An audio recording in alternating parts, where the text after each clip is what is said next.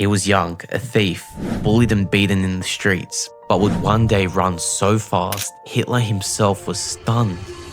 He was running as fast as he could on the track at the Nazi Olympics. Thousands roar in the stadium. Hitler is there watching, but he's actually losing this race right now. He's just another runner, beneath the wide shadow of a Nazi flag. As he falls further back in the race, no one expects anything from him. Did he really come this far just to come last place? Not the Germans, not even the Americans expect anything from Louis. Then his last lap began. And the world is looking at the front, but my phoenixes, they're looking the wrong way. Louis wasn't done. He was about to stun Hitler's world, and I'll show you how.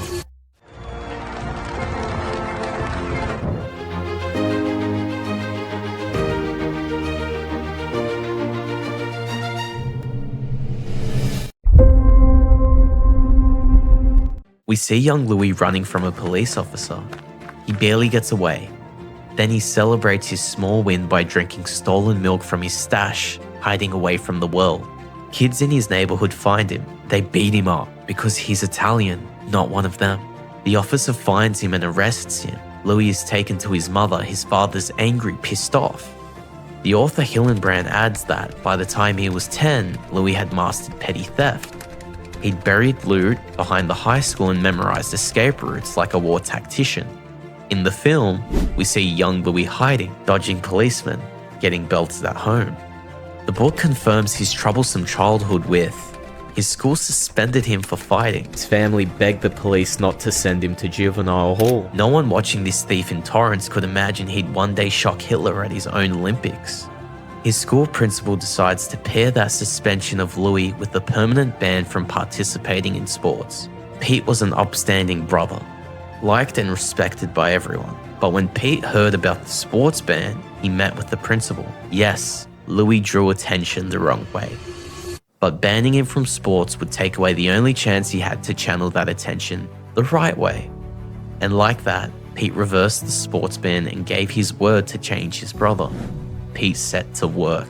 Pete saw greatness in Louis before anyone else did. A fire and courage that wasn't directed, not channeled into something better. Pete fashioned him into a machine. Hills, sprints, strict schedules. And Louis, for once, listened. In the book, we know Louis eventually lost heart. Until... If you could take it, you can make it. If you can take it, you can make it. That's what Pete tells him. It was rocket fuel. It's written that Louis ran everywhere, to school, to the store, around town. He loved it. He thrived on something good now. From stealing to now setting a national record in the mile by high school, 4 minutes and 21.2 seconds in 1934, no schoolboy had ever run that fast. He loved the attention he was getting. Have a look at these girls clearly leaning in. Louis gives them a smile. Torrance's street thief had become its pride. Louis qualifies in the New York trials. He's going to the Olympics. The contrast could not be sharper. Once the shame of Torrance, now it's pride. Hillenbrand writes, Pete's mantra echoed in Louis' mind forever. If you can take it, you can make it. And so Louis sets off for Berlin. Pete gives him a farewell with his infamous line. And so Louis sets off for Berlin. Torrance's street thief was becoming America's pride on his way to Hitler's arena. Berlin Stadium was so enormous, covered in swastikas. This wasn't America, this was Hitler's arena. Nazi flags surround the stadium as the crowd roars.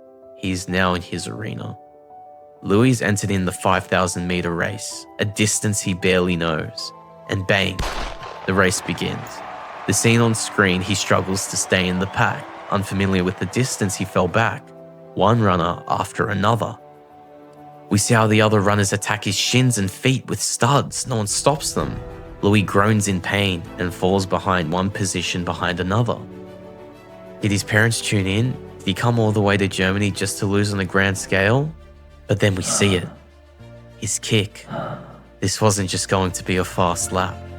This was going to be the street thief who shocked Hitler's Olympics.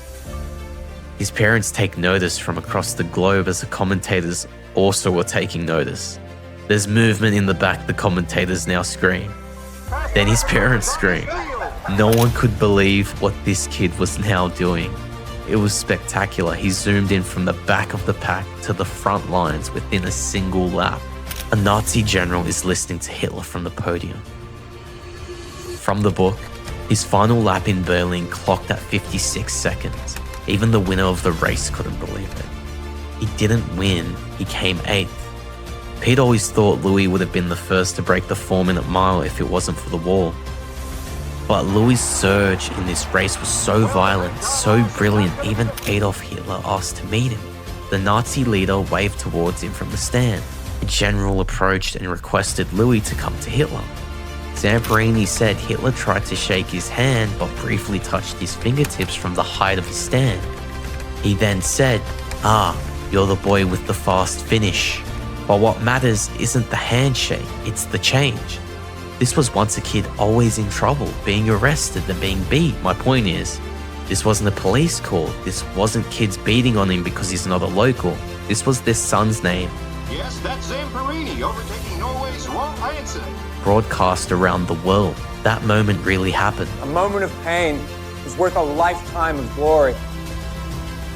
Remember that. And it mattered because Louis didn't go to Berlin to win. He went to outrun his old life. And he did. So much so that even Hitler took notice.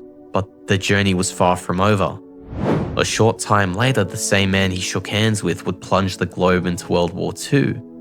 Louis would enlist. Soon his legs weren't sprinting on a track, they were tangled in the wreckage of a B-24 bomber spiraling straight into the Pacific. And that's where we're going next. See you next time, Phoenixes.